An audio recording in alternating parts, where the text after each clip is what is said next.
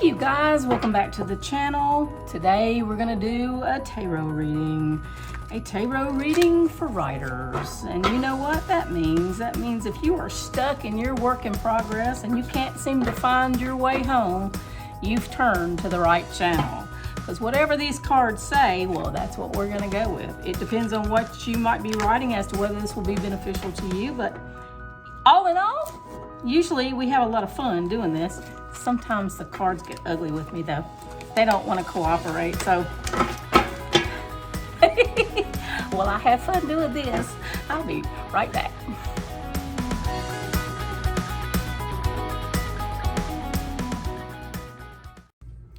So, now that I've got them all scrambled up, are y'all ready? Let's cut them and let's read them.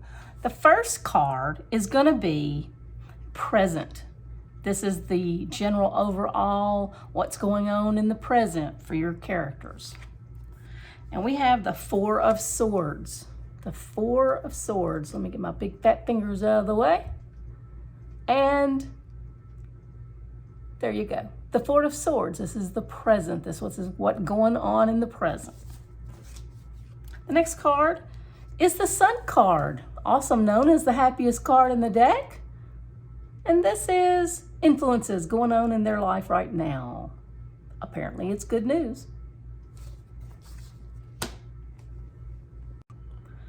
And the next card will be future.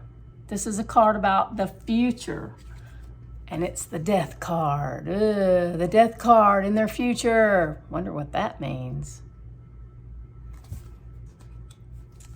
Next is the reason. This is the reason the Death card is in their future. And we have the Knight of Wands. The Knight of Wands. And when I pulled it, it was reversed. So it's the Knight of Wands in reversed is the reason. Next we have the potential outcome. This is what could happen if they continue on the course they're on, or it could happen if they make a change to the course they're on. And we have the Empress card. And when I pulled it, it was in reverse. So the Empress card in reverse is our potential outcome. Now, you guys, what does this all mean? Well, let's take a look at that. Okay, so first of all, we have the Four of Swords, and this, as you remember, was in the general and the present placement of our reading. And what this means, if you can tell, if you can see, these Four of Swords are just kind of like hanging out. They're hanging out in the sky. There's no real bad storms going on around it. It's just kind of a normal day, just hanging out. And I think that's what this card means, that in the present, your character is sort of hanging out. Maybe they're contemplating. Maybe they're trying to decide what their next move is. So right now, if you're opening a story in the beginning, this is where your character is. They're just hanging out, contemplating what's going to come next. Whatever the problem is, what's going to be their next move.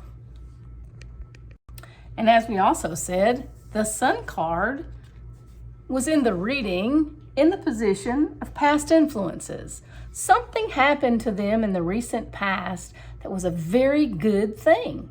And maybe that's what they're contemplating. Maybe they're kind of resting on their laurels, as it were. And they're thinking, you know, everything's going so good. I don't have a worry or a care in the world. And as we know as writers, that means something's about to change. Something's about to change because the next card is the Death card. And the Death card is sitting here in the future position. So something's about to change in their future. Usually the Death card means an ending and a beginning. Something's going to end and something new is going to begin. And we always need to know what's going to be happening next. As a writer, when we're writing a book or when we're writing a story, we know where they are now, and we might know what caused them to be where they are now, but we hardly ever know what's to come. But this is telling us it's a big change. It's a big upheaval. Something big is about to happen. Because The reason behind this big change has to do with your mindset and your passion and your desire to move forward. Are you sitting on top of a rearing horse about to take off into the sunset? You're going to charge the castle and take what's yours? Reversed, it could very well be that. But it could also be that you're feeling very strong and you're feeling like you can conquer this death card. Whatever it is that's about to happen, the transition that's about to occur, well, guess what? You're ready for it.